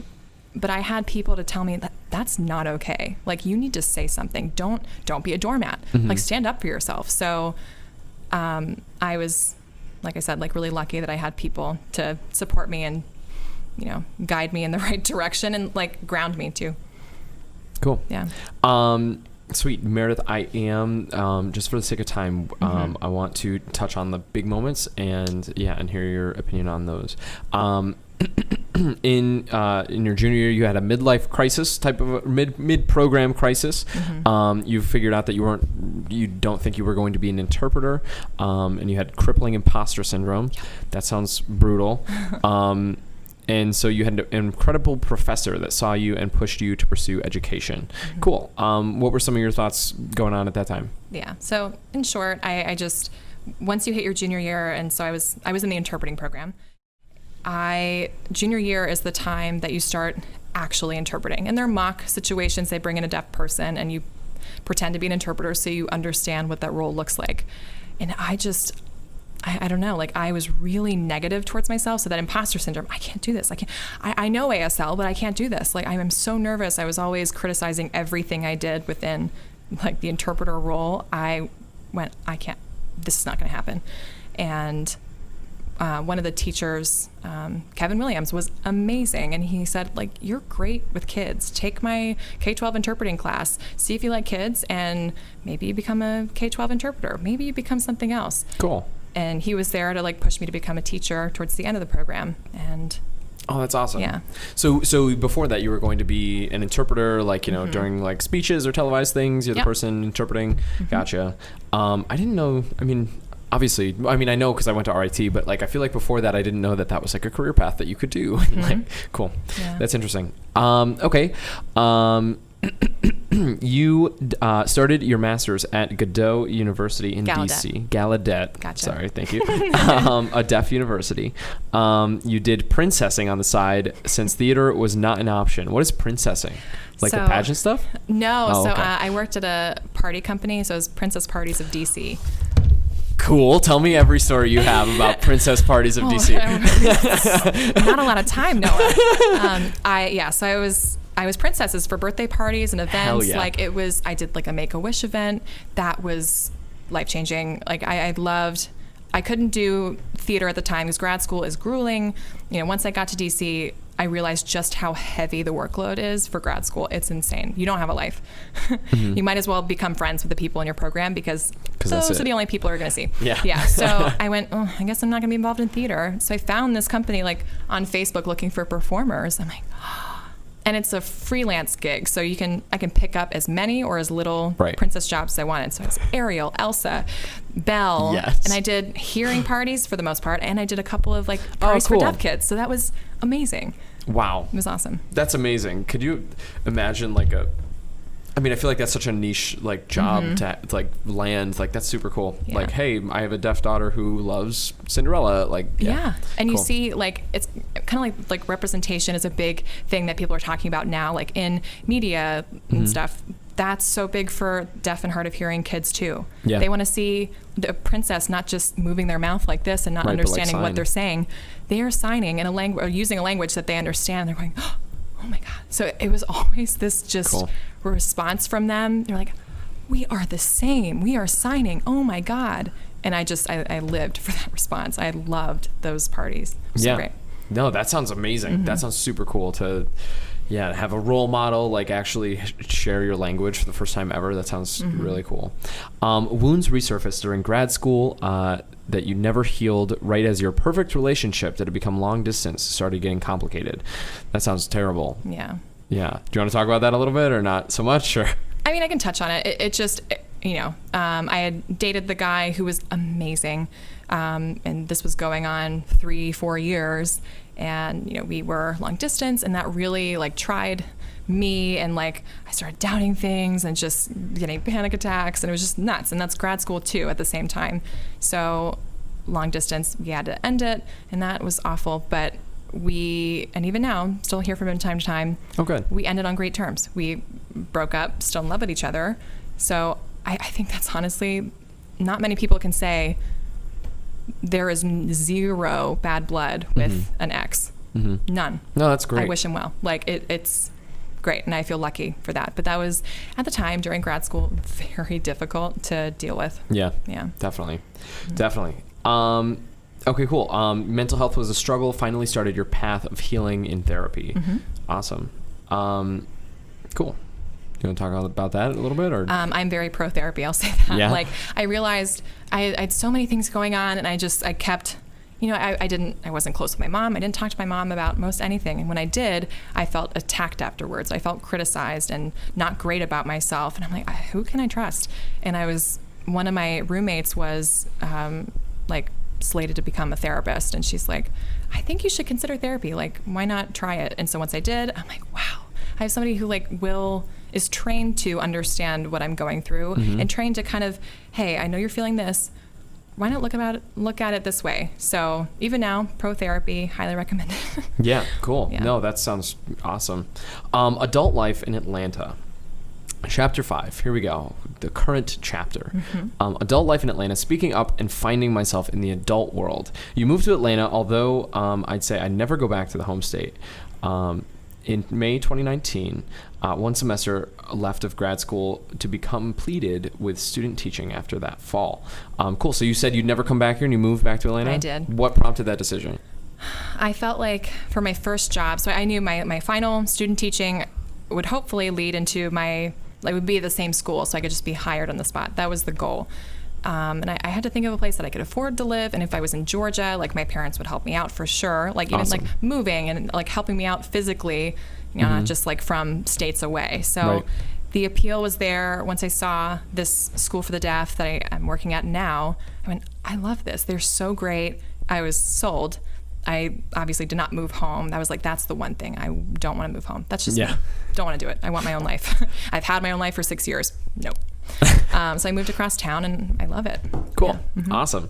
You really wanted to start investing in your mental health again, going weekly to talk to someone and learning things about yourself, why you never behave/react to things the way you do, why you behave/react to things the way you do. Continue revelations from spring 2019 when I began going, ADD, PTSD from sexual encounters. Ooh, I'm so sorry. Lack of health, family dynamic at home despite appearances. Okay, cool. Do you want to talk about any of those things, like some of the discoveries and stuff that you've kind of Yeah, I can made? touch on it really quickly. So I realized that there was a lot of stuff that happened, namely like my spring of my freshman year of high school.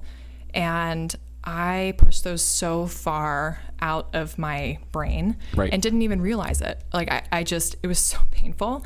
And, I got through it and, I got through the rest of high school and it was fine, and through college and it was fine. And then once I'm in grad school and I start therapy for the first time, it comes out and I'm like, oh my God, like I haven't thought about that in years. What is, and I was just like a mess. Like, and that's why like I think therapy is so important for everyone, because you don't really realize like how much like things like from years ago make you who you are now, Right. and like impact your decision making. And maybe the reason why I'm so anxious and I am such a people pleaser is I had no control of those situations. They had the control. So me wanting to control every situation, just like I want to please people. I don't want to get myself in any situation like that, because being the nice girl, the accepting girl, I chill, do whatever, got me in those bad situations. So I went, okay, I'm gonna try harder. I'm gonna didn't think about it until grad school, and I'm like, wow, it's a lot. But pro therapy to kind of like actually get through those things and Definitely. like put them to rest and Definitely. be at peace with it.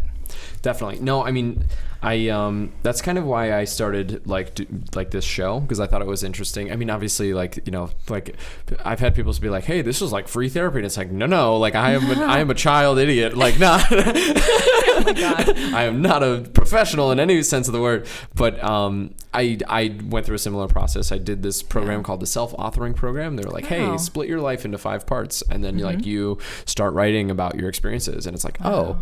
This is why I do these things. This is why I make these types of decisions. And hey, also, here's a bunch of things that I totally repressed purposefully because I didn't want to deal with them. And now I have to deal with them as an adult. And it's a really weird thing, but you feel this weird catharsis at the end. Where You it's do. Like, yeah. And it's like all of these, I've heard like, hey, there's a piece of yourself like trapped back there. And if you can like unlock it and bring it back forward, then you feel better. That's a good way to put it. Yeah. You really started to invest in your mental health. We just talked about that. You found your calling with the little ones. Early language for deaf children became something you're so passionate about, as well as media, videos accessible to them. Cool. So yeah, you use a lot of like new media stuff. I do. Well, so just videos like showing them, you think of like, my life is Blue's Clues. That age of kids use, watch TV shows too and stuff. But you think about how often you see a signing child or a signing character, and even just having accessible media, meaning like captions on the screen. Right. A lot of things like short little YouTube videos have no captions in English. And that's even, you're expecting a 3-year-old to read English captions? Right. Like, no way. But it's something, Especially a 3-year-old that like cannot hear. Like when I just remember me learning to read, and it was pretty much just like sound it out. Like how do you sound stuff out as a deaf child? It sounds super difficult. So you don't necessarily sound stuff out, but babbling, like, is kind of what you're talking about, looks a lot different in ASL. kind of play with their hands a bit. They do handshake play. So just like a hearing baby would be like, ma, ma, ma, ma, ma, ma, mom. Like, Right. we'll eventually get there. A deaf child might kind of like, this is mom in sign language, might go, Like touch their face a little bit. mom. Oh, you're doing mom. And we'll turn into that. Wow. Which is really, really cool to see. But yeah, deaf babies babble, hearing babies babble. That's really cool. I didn't know you could babble with your hands though. Yeah, That's yeah. sick. Cool. Okay. Yeah. That's super interesting. Okay, lots and lots of dating app fails from late grad school. I'm sorry for laughing. In DC to adulting in ATL. You could write a book. What's the worst one? You got the worst Tinder, Bumble. Well, I'll have to tell you the long one Hinge. later because it's so bad. But Yeah. I'll give you a short one. So I went on a date with this guy, and this is in Atlanta now. This was maybe back in December, I think. We were sitting at this restaurant, and he, really, really tall guy. I'm 5'10", so tall guys, great. So I sold there. He works with kids. Like, I think they were autistic kids or something. Oh, cool. Like, great, you like kids. We have a lot of stuff in common. I sat down to dinner with this guy, and this was like maybe a 2-hour dinner, and it was raining, so I'm trapped. Keep that in mind. I have never been in a conversation where I didn't say anything. Oh, no. He talked about him. He might as well have kicked his feet up and just, because that's what he did. Like, I tried to like, haha, that's really cool. He's like, yeah, it's funny you mentioned that. I'm like, you have no social skills. What? Yeah. Do you not pick up? Like, I'm uncomfortable and I want to say something, but at this point, go ahead, bro. You go right ahead. Like, lay it on me, because clearly no one is listening to you. You need to just lay it. Yeah. So that was weird. So as soon as the date was over, again, it's raining, it's cold, it's December. I'm wearing this like sweater that has like cutouts on the sleeve, whatever, like suede boots. So, which mistake, rain. We go out into the lobby and I'm like, where did you park? And he's like, oh, I just parked like right over there. And I'm like, oh, wow. And like right across the street. And I was like, oh gosh, like I parked like a couple of parking lots over because we didn't have any spots. He's like, oh man.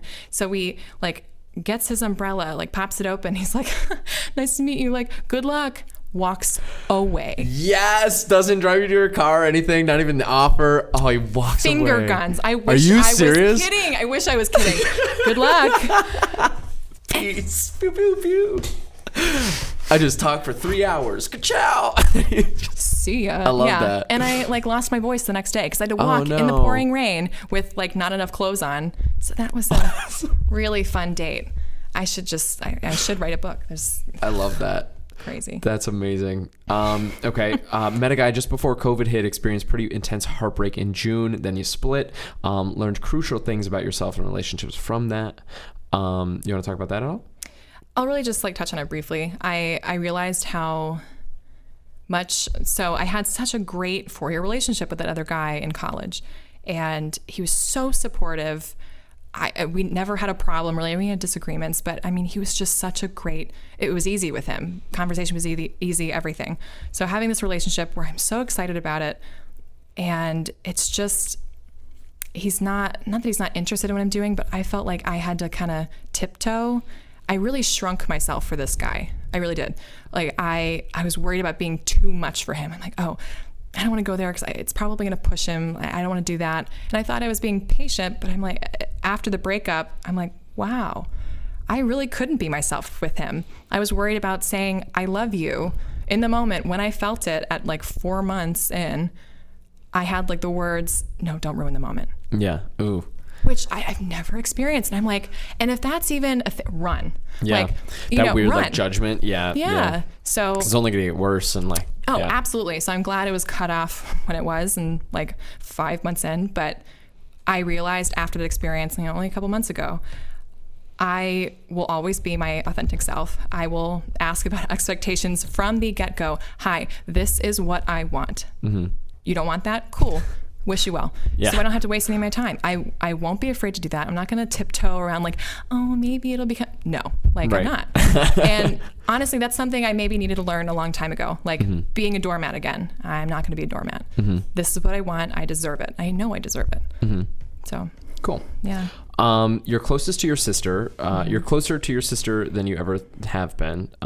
You learned what family means, and you don't have to tolerate toxic relationships just because of your blood. Cool. Mm-hmm. That's great. Yeah. You formed deeper connections with college friends and a few high school friends years after graduating. And you owe your sanity to them, keeping them grounded, reminding me who you are, reminding me who I am. But it's you wrote this. Cool. Yeah, tell me about those things. So I have a handful of friends like from high school and a few from college. I just, those are the people that feel the most home to me. Even like after the breakup that I just had, I went on vacation to Jersey and I rented a car and I drove to Rochester, where was home to me for 4 years. And I made such like strong friendships. And that was like something I was like, I'm home. Like these girls are like I have like 3 really close girlfriends from the interpreting program that we just tight. And 2 of them are still in Rochester and just like were able to like listen to me and go like, that's not you. Like you did shrink yourself. Like, do you realize like you're saying like, oh, but like it was so great. It was this. And they're like, no, it wasn't. We knew you when you were dating that other guy. And they honestly didn't even have to compare it to that. But it just, I am so grateful for people who know me that well and just love me. Like I know that I have such deep friendships with people. I'm lucky and I'm glad people can center me when I kind of lose my center. Cool. Yeah. Yeah, no, that's fantastic to have friends like that, especially like you only get one set of old friends. That's what who tell you like it is. Like exactly. Like girl, no. Right. No. That's not right. Leave him. Yeah. Your religious and political stances continued to be pushed now that you don't have to now that you don't live in liberal New York or on a college campus. The heart of the South, the Bible Belt, you started to critically think about the values and about values and talking to people. That is super interesting, and I would love to I want to talk about this a little bit too, because so share your experiences, and then I'll share some of mine, because I think it's been really interesting. So like I said, started with a conservative family, started questioning my values and what do I believe politically? Like what are the stances that I'm like really like firm about? Like what am I passionate about? What's right, what's wrong? And especially as I've worked as somebody who's really deep into theater, LGBT rights, I am so for, because I've come in contact with so many gay, lesbian, transgender, lots of different types of people. And now like same goes with being in the deaf community. That's, the handicapped community, which people who aren't in the deaf community will categorize them as handicapped, but like disabled community. There's a lot of like disability rights that are crucial, like following the ADA, which is a law that applies to them, like that the administration makes like a huge impact on that.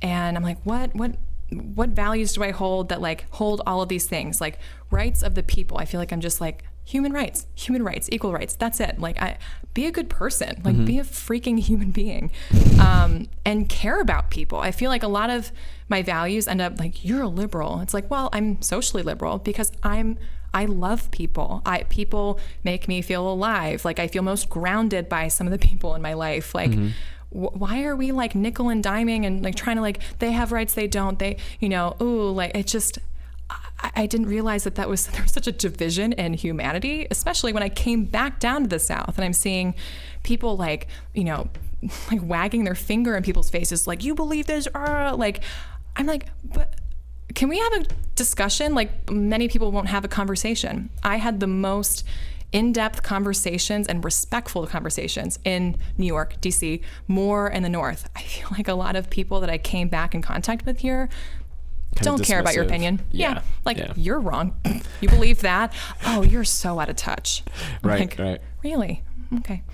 Yeah. So it's hard. And unfortunately, religion and politics are kind of like this, like they're married now, and it's really hard for you to separate church and state. Like you almost can't do it. Like religion and politics, they are united. Like if you believe this, you're not a Christian. It's like, I'm sorry. Since when are you like the religion and politics police? Like, it's just, so that's really difficult. That pushes both of my, like, what do I believe in religiously? What do I believe in politically? And they start to clash. And I'm like, why can't we all just get along? Be a nice person, love people. Is that hard? Like, why are you guys yeah. So that's my experience coming back is, wow, there is a lot of tension and people not like seeing the full picture, I feel like. I think also now that, I mean, I don't know, we are in crazy times right now where there are people like marching in the streets and like burning down buildings and stuff. And it's like, which, you know, I mean, hey, look, I think I am more supportive than critical, but like, I don't know, it's definitely a turbulent time. And I think, yeah, it's definitely been interesting though. Like I grew up with fairly conservative parents, but also fairly like non-interested. Like we didn't really talk about that in my house. You just don't talk about politics. And then exactly. Yeah. And then going to like school and everything, I think I became very liberal. Later on, I think I became a little bit more conservative. And then moving down here, like it's just been like, it's so strange. Atlanta is like a Democrat liberal city, I feel like, in the Bible Belt, right? Yeah. So it's like, weird. It's a very strange environment. At work, at my job, it's very, very, very left leaning. You know, in my last job, it was very like right leaning, which is weird. Interesting. Yeah, it's been a weird. I don't know. It's been cool because it's like, I don't know. I've met a lot of people with a lot of different thoughts about things. Anyway, cool. You currently teach preschool online. Lots of stress. Love your kids. Impostor syndrome is in full swing, but you loved what you do. You love what you do and improving yourself every day. Why do you feel imposter syndrome? I feel like you're in school all of your life. Yeah. All of your life. Yeah. And so when I had the idea to like go to grad school, I was like, whew, I don't have to be an adult yet. Yeah. I have time. I'm still a student, so I don't know what I'm doing. I'm not an adult yet. So I had that like safety net still. And then once, okay, we're pulling the net back, you are a teacher. And you're done. Yeah. And COVID-19 hit. Yeah. Like it hit as I transitioned out of my internship. I got my master's in early childhood deaf education. And I became like the hourly like sub teacher, basically like waiting for my teaching license in the toddler program, which is 2-year-olds. So I had experience in that classroom. I loved the kids. 2 of them are now in my preschool class. And it was odd. So I only had like 3 months because March is when it was like, boom, this is COVID. We had to teach 2-year-olds online, which ended up being different from what I'm doing now. But I didn't really have a moment to be a teacher. And so now trying to like find my footing and like, I'm a teacher now, I'm an adult, this is my full-time job. It's my responsibility. I'm not going into somebody else's classroom already set up like I did out of my internship. Like they had the reins, it was already established. Right. You were just driving the car. Yeah. You have to build a car. I'm building the car. Right. They gave me the car. I'm like, cool, keys, great. Let's go.